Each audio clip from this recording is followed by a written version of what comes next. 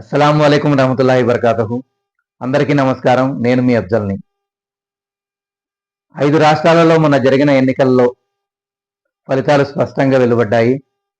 3 రాష్ట్రాలలో భారతీయ జనతా పార్టీ కైవసం చేసుకోగా, తమిళనాడులో టీవీకే పార్టీ, అలాగే కేరళలో యూడీఎఫ్ పార్టీ విజయం సాధించాయి. అయితే గత 15 సంవత్సరాలుగా మమతా బెనర్జీ ముఖ్యమంత్రిగా కొనసాగుతున్న బెంగాల్లో జనతా పార్టీ ఓడిపోవడానికి ప్రధాన కారణం ఎవరు? ఎస్ఐఆర్లో ఓట్లు తీసేయడమే ప్రధాన కారణమా, లేకపోతే ఎంఐఎం పార్టీ అక్కడ 11 స్థానాల్లో పోటీ చేయడం ప్రధాన కారణమా? అసలు భారతీయ జనతా పార్టీకి బి టీం ఎవరు? ఇప్పుడు ఆ విషయాలు తెలుసుకుందాం. మనకి భారతదేశంలో ఎప్పుడూ కూడా 2 జాతీయ పార్టీలు ఉన్నాయి. గతంలో కాంగ్రెస్ పార్టీ, అలాగే కమ్యూనిస్ట్ పార్టీలు ఉండేవి. క్రమక్రమంగా భారతీయ జనతా పార్టీ పుంజుకున్న తర్వాత కమ్యూనిస్ట్ పార్టీలు అంతమయ్యాయి. ప్రస్తుతం మనుగడ లేకుండా నామమాత్రంగా కమ్యూనిస్ట్ పార్టీలు సాగుతున్నాయి. మళ్ళీ భారతదేశంలో కేవలం 2 జాతీయ పార్టీలే మిగిలాయి. ఒకటి కాంగ్రెస్, 2 బీజేపీ. గత 60 సంవత్సరాల నుండి కాంగ్రెస్ పార్టీ పరిపాలన సాగించగా, కేంద్రంలో గత 12 సంవత్సరాల నుంచి బీజేపీ పార్టీ అధికారంలో ఉంది. భారతీయ జనతా పార్టీ ఏ విధంగానైనా కాంగ్రెస్ పార్టీని భూస్థాపితం చేసి పూర్తిగా ఇండియా మొత్తం గెలవాలనేది భారతీయ జనతా పార్టీ యొక్క ముఖ్య కోరిక. కానీ కాంగ్రెస్ పార్టీకి భారతీయ జనతా పార్టీని ఏ విధంగానైనా ఓడించాలని ఎక్కడా ఏ కోశాన లేదు. కేవలం తాము జాతీయ పార్టీగానే ఉన్నాం కాబట్టి ఏదో రోజున ప్రజలు భారతీయ జనతా పార్టీతో విసిగెత్తిన తర్వాత తమకు ఖచ్చితంగా అధికారం ఇస్తారనే ఉద్దేశంతో రాహుల్ గాంధీ చాలా ప్రశాంతంగా కూర్చున్నారు. ఆయన కేవలం ఎన్నికల్లో పోటీ చేస్తున్నారు తప్ప ఆయన ఎందుకు పోటీ చేస్తున్నారు, ఆయన చేయడం వల్ల ఎవరికి లాభం చేకూరుతుందో కూడా ఎవరికి తెలియట్లా. ఖచ్చితంగా కాంగ్రెస్ పార్టీ పోటీ చేయటం వల్ల కొన్ని రాష్ట్రాలలో భారతీయ జనతా పార్టీకే లాభం చేకూరుతుంది. ఇప్పుడు భారతీయ జనతా పార్టీకి బి టీంగా ప్రస్తుతం కాంగ్రెసే ఉంది. ఒకప్పుడు కాంగ్రెస్ అధికారంలో రావాలి అంటే భారతీయ జనతా పార్టీని ముస్లింలకు బూచీగా చూపించి, అంటే భారతీయ జనతా పార్టీ కనుక అధికారంలోకి వస్తే ముస్లింలకి నష్టం జరుగుతుంది, ప్రాణహాని జరుగుతుంది, కాబట్టి మీరు కాంగ్రెస్కే ఓటేయండి అని చెప్పి ముస్లిం ఓట్ బ్యాంక్ మొత్తాన్ని కైవసం చేసుకుని భారతీయ జనతా పార్టీని ఓడించేది. కానీ ఇప్పుడు ప్రస్తుతం హిందుత్వవాదంతో భారతదేశాన్ని భారతీయ జనతా పార్టీ పూర్తిగా అభివృద్ధి చేయనప్పటికీ కూడా, ప్రభుత్వ రంగ సంస్థలన్నిటినీ అమ్మేసినప్పటికీ కూడా భారతీయ జనతా పార్టీ గెలవగలుగుతుందంటే ఏకైక కారణం దానికి అది భారతీయ జనతా పార్టీ చేసే అభివృద్ధి పనులు కాదు, కాంగ్రెస్ పార్టీ వైఫల్యం, కాంగ్రెస్ పార్టీ భారతీయ జనతా పార్టీకి సహకరిస్తున్న విధానం. ఎందుకు నేను చెప్తున్నానంటే సహకరిస్తుందని చెప్పి, బెంగాల్లో జరిగిన ఎన్నికల్లో 294 స్థానాల్లో టీఎంసీ పోటీ చేయగా, భారతీయ జనతా పార్టీ కూడా 294 స్థానాల్లో పోటీ చేసింది. కాంగ్రెస్ పార్టీ 284 స్థానాల్లో పోటీ చేసింది. కానీ కాంగ్రెస్ పార్టీ గెలిచింది కేవలం సింగిల్ డిజిట్లో మాత్రమే ఉంది. కనీసం తన పరువును కూడా దక్కించుకోలేకపోయింది కాంగ్రెస్ పార్టీ. సో ఇక్కడ తృణమూల్ కాంగ్రెస్, కాంగ్రెస్ పార్టీ 2 ఇండియా కూటమిలో ఉన్నాయి.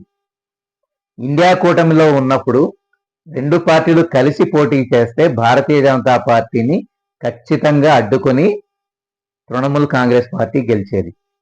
తృణమూల్ కాంగ్రెస్ పార్టీ బెంగాల్లో చాలా స్ట్రాంగ్ గా ఉంది.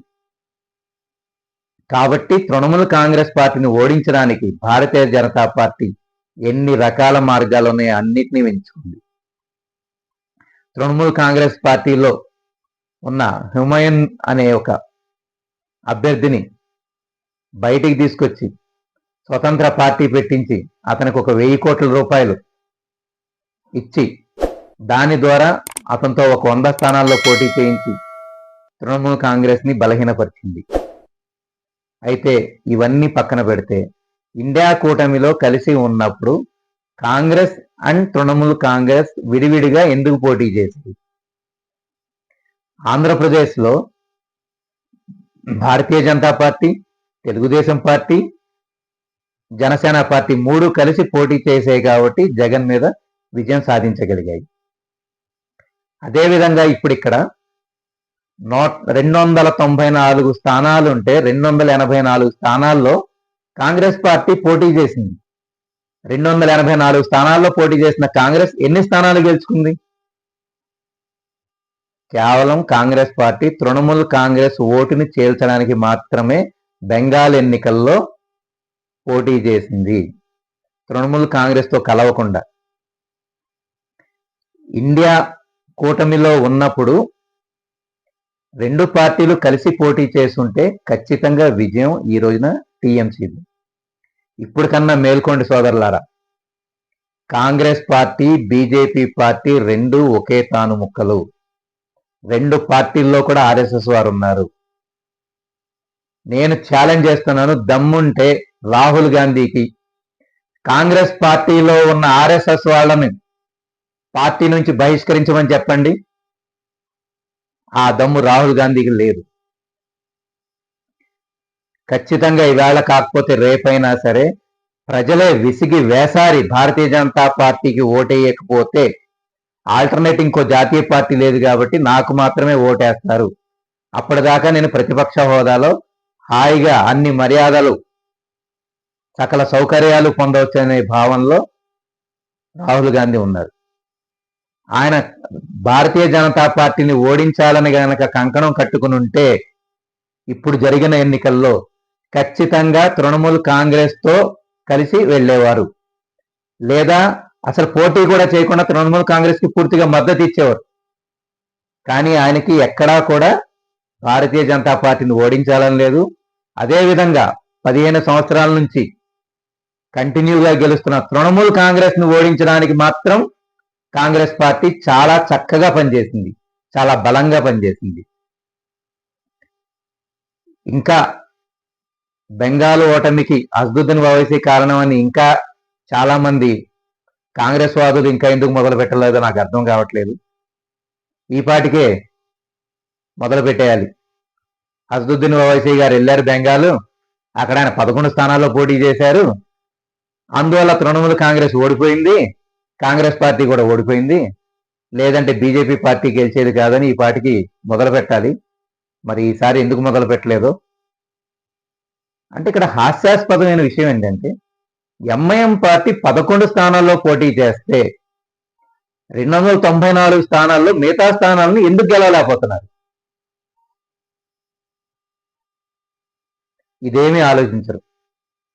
కేవలం ఎంఐఎం పార్టీ జాతీయ పార్టీగా ఈ మధ్య ఎదుగుతుంది కాబట్టి 3వ జాతీయ పార్టీ దేశంలో ఉండకూడదు.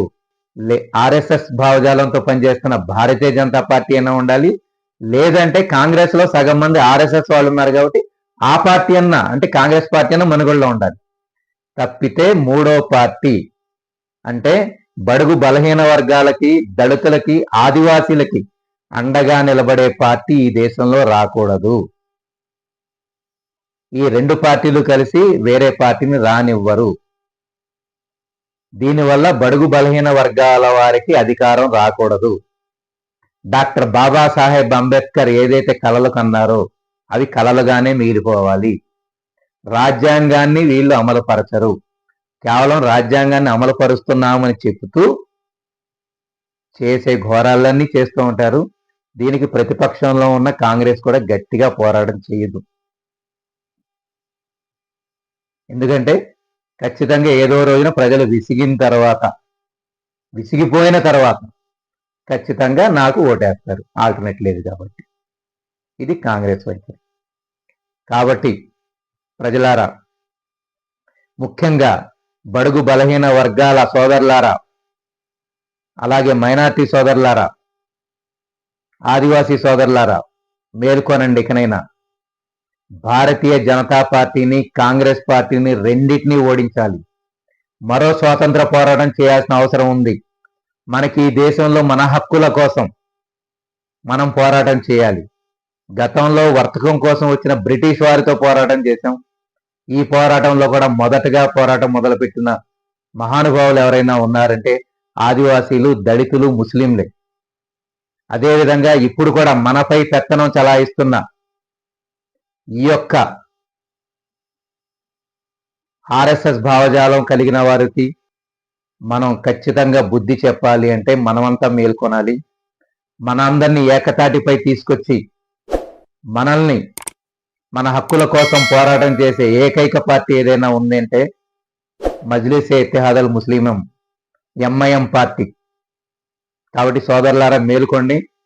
ఇకనైనా మనం ఎంఐఎం పార్టీని బలపరుచుకుందాం, భారతదేశాన్ని రక్షించుకుందాం, భారతదేశం నుండి దళిత బడుగు బలహీన వర్గాల యొక్క హక్కుల్ని కాపాడుకుందాం. జై భారత్.